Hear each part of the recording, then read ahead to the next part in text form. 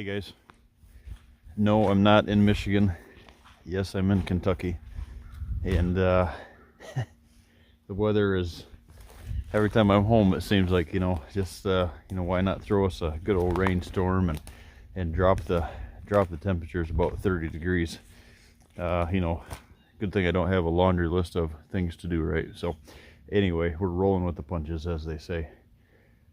Out on the property today, guys, doing a walk, looking for, we got some rain coming in here the next couple of days, which is good for the house build, interior stuff, but horrible for getting some stuff done on the farm that I wanted to do. But staying positive, we're out here doing a quick walk, just looking at some of the plot areas that we got, and seeing if I can pick up, the first sheds of the year. I've still got a couple bucks on camera that are still holding on.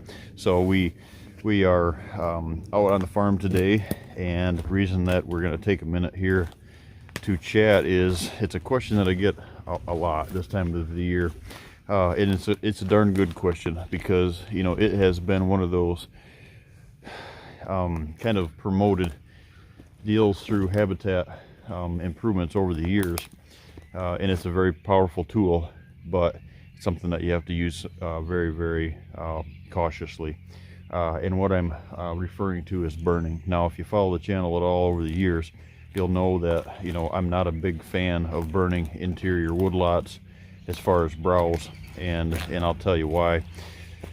A lot of the folks around the country that the clients that I have, their properties are lacking on browse. That browse is so powerful. Not all my clients are in the Midwest, and not all my clients are in the South, but all my clients have deer that depend on browse. And so some folks say, well, the only way that we can get in the South, it's a big deal. And don't take this as I'm saying it doesn't work, because it does. It has its place. But it's like hinge cutting. Just because someone is recommending burning doesn't mean everybody needs burning. So it's one of those deals that all of my clients around the country, that the deer in their areas need browse. And what we do is we go in, or they do is they go in and they're recommended by someone to burn, and they burn this year, they skip a year, and then they go back in and burn again. Well, when I get there and I start investigating this stuff with them, is a lot of the times they're burning interior woodlots, obviously, to get that regeneration and to get some of that nasty undergrowth stuff that is prevalent down in the South, right? And to cut that stuff back, because their growing season down there is so much longer, so everything grows all year long, and it can get out of control. But what I see is we're burning pine lots, like going into timber stand improvement areas as far as red pine, and burning these areas, and then 2-3 years later, well, there's nothing growing again, so let's burn it again. Great turkey habitat, not great deer habitat, guys. And here's the reason why. The reason is you're not releasing the canopy to create and hold that browse. So example would be clients that I had on the last trip down to Alabama.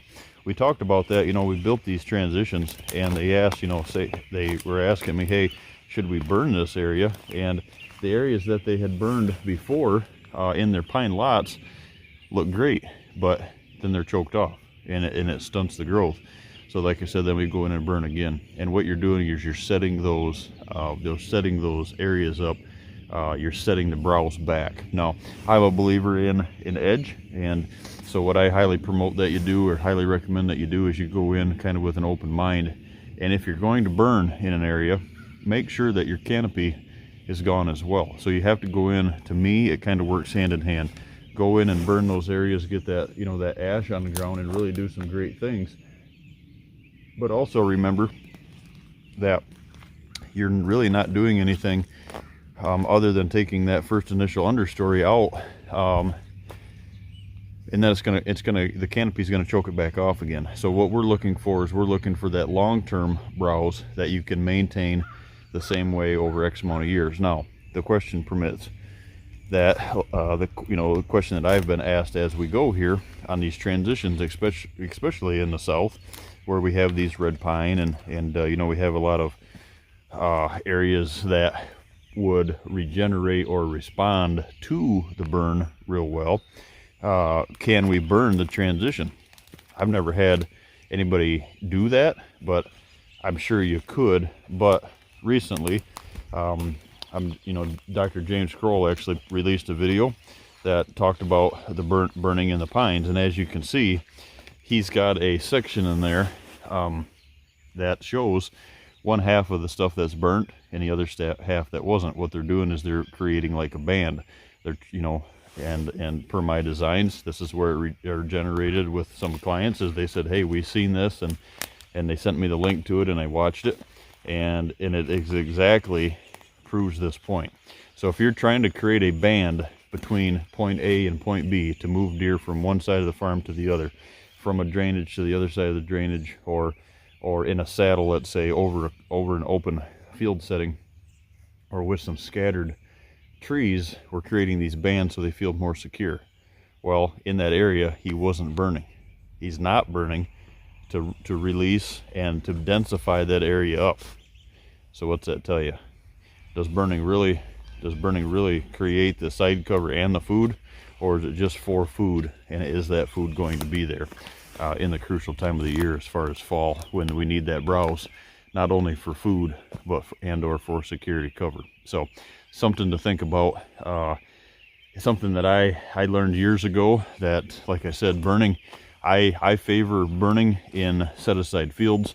I favor burning in those areas where we need to, that the field and the growth can really help the soil. The soil, can benefit from that ash blend, if you will, that you're putting down on there, and it does great things. Switchgrass, old switchgrass areas, in Illinois, back in the day when the big blue stem was the push, we burn a lot down there, in the fields, but that was for a reason.